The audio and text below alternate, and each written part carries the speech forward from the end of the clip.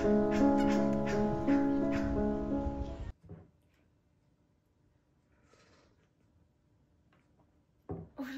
on finalise mon bilan. Enfin, on essaye, mais ça va pas être gagné parce qu'il est déjà 17h30 et j'ai pas tout à fait terminé.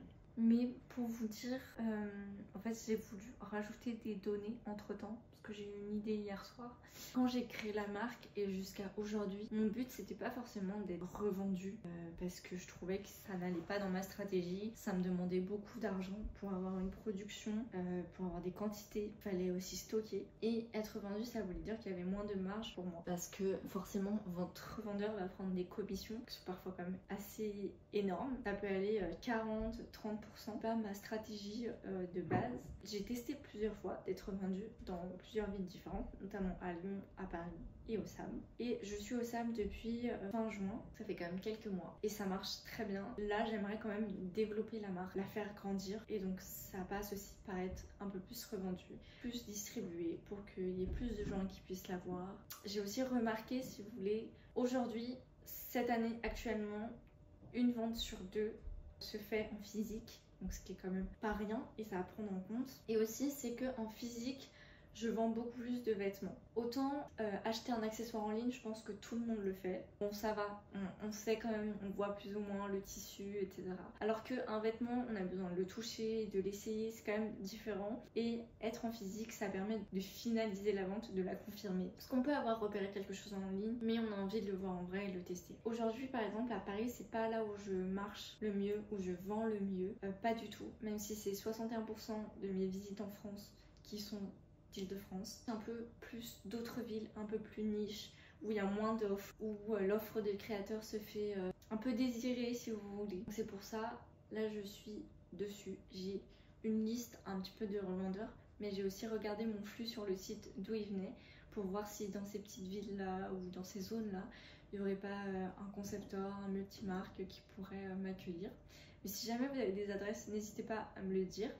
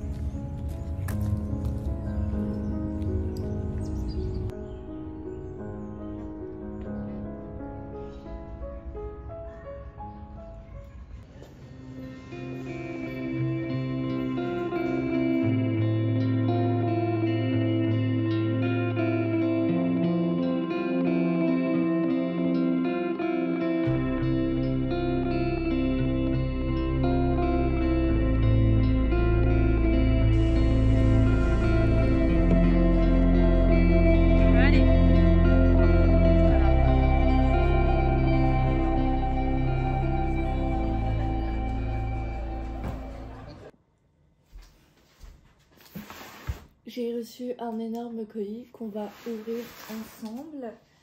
Je sais d'avance ce que c'est parce que j'ai vu l'expéditeur. J'ai trop hâte.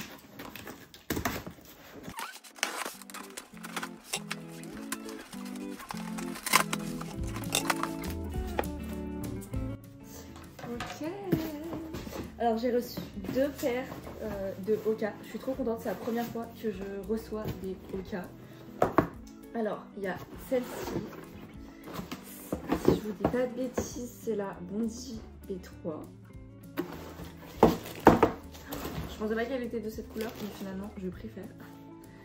Donc elle est comme ceci. Vraiment très cool. Donc il y a celle-ci. J'aime trop ce petit détail là comme ça.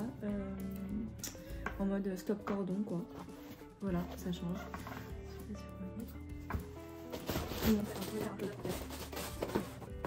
Et la deuxième, que je peux vous montrer dès maintenant. J'aime trop, je pense que c'est... Ouais. Donc c'est aussi une Hoka, mais en collab avec Reformation. C'est une marque américaine, enfin c'est pas... Si, c'est quand même une marque, mais c'est un e-shop américain qui était plus dans la mode durable, éco-responsable, etc. Voilà la paire. Donc, il y a 2 paires de lacets. Mais ce que j'aimais bien, c'est qu'elle était hyper simple et le côté un peu crochet. Sur les visuels, je trouvais que ça donnait pas grand chose. Mais en fait, quand j'ai vu plusieurs photos et une portée, je trouvais que ça avait l'air pas mal. Mais ça fait un peu... je sais pas comment dire, elle est tellement minimaliste, il y a tellement rien. Donc vraiment, j'ai hâte de voir comment je vais la porter. Enfin, j'ai déjà une petite idée, je vous avoue, pour celle-ci. Mais du coup, voilà.